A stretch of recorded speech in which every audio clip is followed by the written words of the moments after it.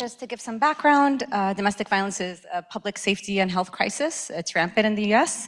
We have every minute 24 people are physically abused, and 1 in 4 women ages 18 to 24 are severely physically abused by their intimate partners.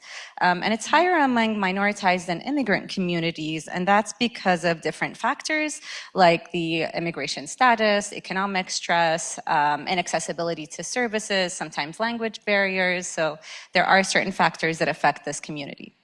Also, domestic violence is looked at as an individual problem without really connecting the interconnected factors to it. And so the burden is always on the victim survivor to stop the abuse. And in mainstream services, so if you go to shelters or the police, it's always treated as a secular or taken in a secular and individualistic approach.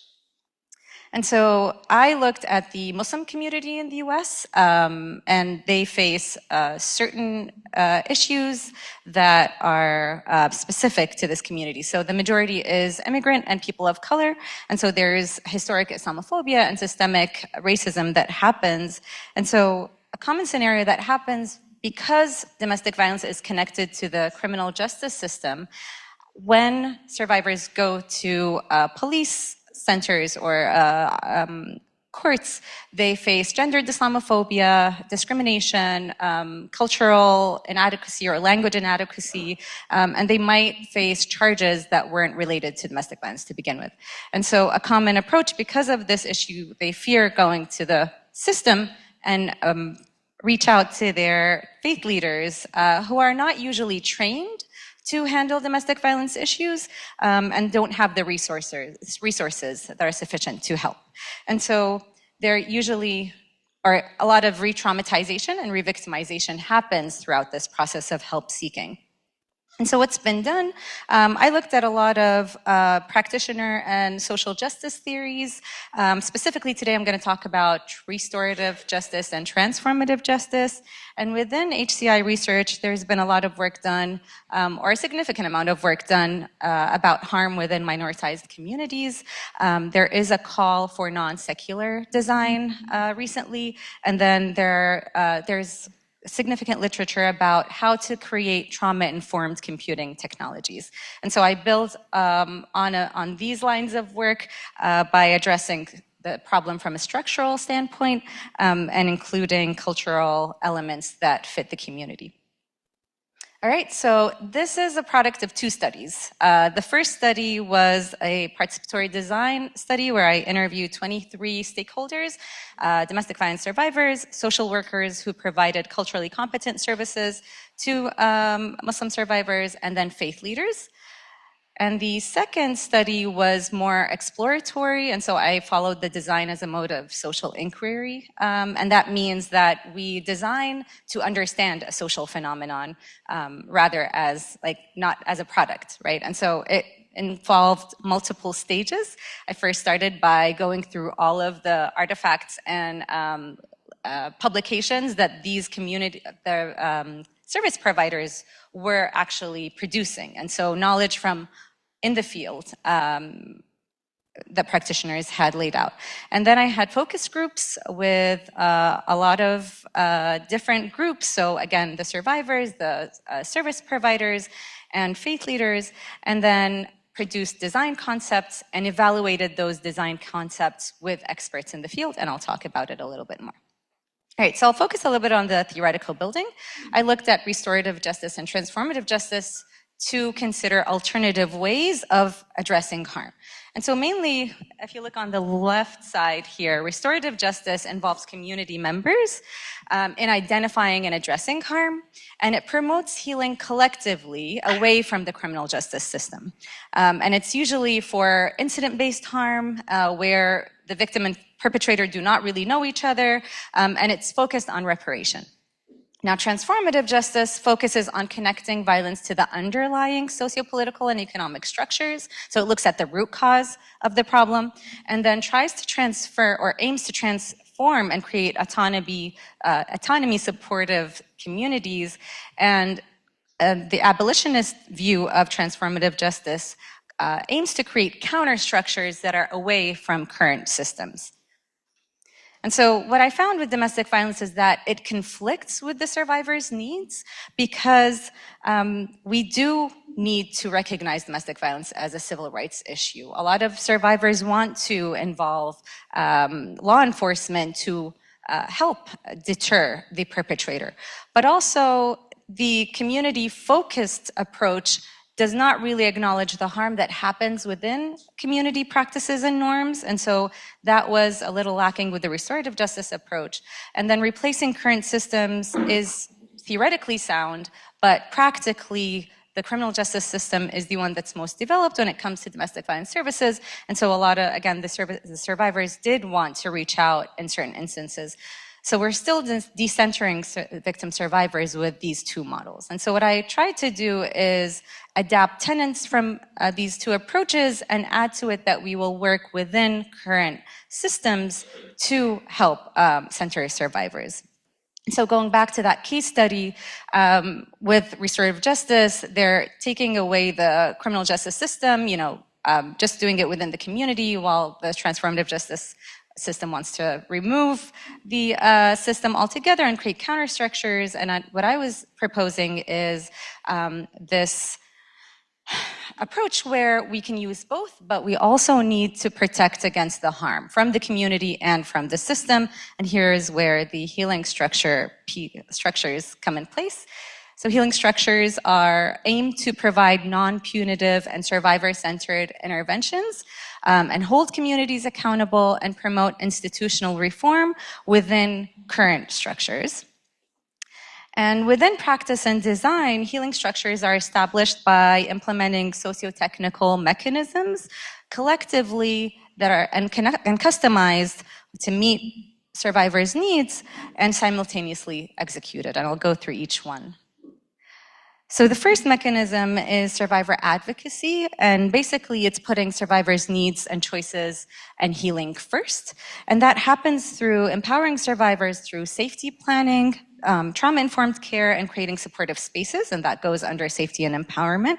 And then the second way is to provide space for informed decision-making, where victim survivors choose what they want, how they want to move next, and then experts help them throughout the process. And then through continuity of care, which means that we need to provide a seamless encounter from when the survivor meets or seeks help until they're done, and even during the healing process. Because what happens now is that survivors would go from one place to another, retelling their story, and again, there's a lot of harm that surfaces there.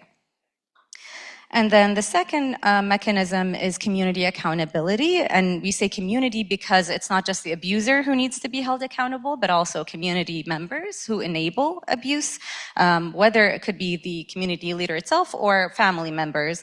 And so that would be done through communal intervention, where community members come together and approach the person who has caused harm, and providing support to these community members and services, because when they admit that they have done wrong, because denial cannot be solved at the beginning, but there are some mechanisms that can be in place, but who really want to change their behavior. And so that kind of support needs to happen in the community in order to change or transform it. All right, and then the last mechanism is institutional transformation, which focuses on reshaping the conditions that perpetrate abuse and shifts power towards collective liberation and community level healing. And that happens through preventative work and structural and systemic reform that improves current structures. And so there are a lot of details in the paper that you can go to, but this is on a high level. And so how does all of that look in design? I created like 3 different prototypes. The first prototype was a desktop tool, and it's supposed to be a landing page for survivors who want to identify abuse or seek legal and spiritual information to counter domestic violence or address it. And so it's multilingual, and it supports trauma-informed interaction. So you can see the colors are soft. There's welcoming language. There's inspiration, like spiritual inspiration, and an exit button, so the survivors can leave whenever they need to if someone is monitoring. And it also supports informed decision-making and safety. So I was trying to map those principles to a design concept. And so I took this, met with 7 different experts, some of whom are faith leaders who have been actively working in the community to counter domestic violence. There were survivors themselves that are helping others in their healing process, and then there are social workers that have been doing this work for 30 years and more. And so I met with them to understand, I wanted them to reflect aloud on whether or not these tools, and I'm going to show another prototype, would be useful in this situation, and how can it be improved, right? And so this is like a chat agent that kind of came from the focus group. So all of this is based on the focus group sessions, and they were mentioning that they needed wisdom and like more of like an older person who talks to them instead of a cold chat agent. And so that was one of the design suggestions. And here, this is an example. The user or the survivor comes in and asks, my husband is abusive, what are the legal options available? And so one of the findings was that it's very overwhelming to find adequate information online, whether it's Google or other places. And so we wanted to kind of show a simple way of, or like an easy to digest way of showing legal information. And so these are different cases, and then based on their decisions, the repercussions would be, and that supports the informed decision-making piece. Also, when it comes to resources, we wanted to have safe people where survivors, when they reach out to people, they're safe and vetted. And so there were faith leaders listed, social service providers who are culturally competent, and supportive law enforcement. And ideally, this is again a prototype, but the idea was, would this be useful for survivors if it were to be implemented? All right, the second prototype was a mobile application, and this is a tool for survivors to document and share their incidents of abuse with trusted members, whether they're advocates, faith leaders, or within their own circle. And it supports the healing structure principles of care continuity, so they're saving their story once, and then they don't have to retell it, they share it. And also the community accountability, because they're having evidence that can support them when they talk to, whether it's law enforcement or community members. And so the idea here was to have an easy way to record their information, whether it's writing, speaking, or recording, and then they can share it and also find resources if they did not know of any resources. So the last screen on the right shows based on location and the type of resources they wanted. And the last prototype was a storyboard, and this was showing a safety list. So all perpetrators or reported perpetrators are in one database, and when someone looks up a name, they should be able to see if they had any history of abuse. And so I put a typical scenario where a mother talks to a daughter of a traditional marriage proposal, and she only shares the name and the place that they work. The daughter takes that information, goes online and finds the safety list. And so the safety list is supposed to show the types of abuse that person actually has a history of, and then how many people reported it.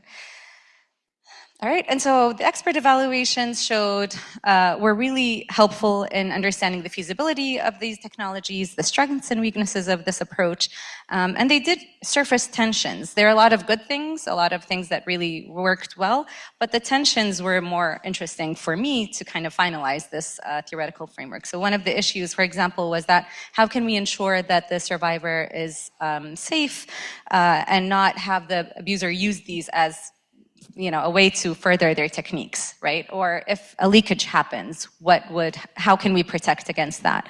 Also, there's targeted slander that happens within minoritized communities, and so how can we make sure that safety list does not fall into the hands of bad actors, right? And then the last example was that even though aesthetically it was based on users or like the participants, there were tensions there about like the skin color, or the way that woman looked. That could be triggering for people who had family abuse from a mother-in-law. And so that was interesting to see, but it all fed into how we can inform design at the end if it were to be implemented. And so The last thing I would leave you with, to summarize how to design for healing structures, always prioritize the vulnerable users in your group, and design for ways to allow for non-punitive accountability. So for example, with the safety list, instead of having it public, one way is to have it as a semi-private group where only invited people are there, right? So that would be a consideration.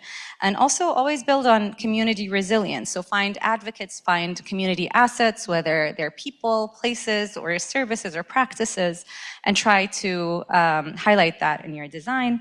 And then allow for cross-collaboration in your design. So here we tried to kind of bring the law enforcement advocates and leaders in one place, and that is kind of what we're aiming for these healing structures, where all the right people are in one place and can support the survivor or the user. Thank you, and feel free to ask me questions. Thank you, Hawra.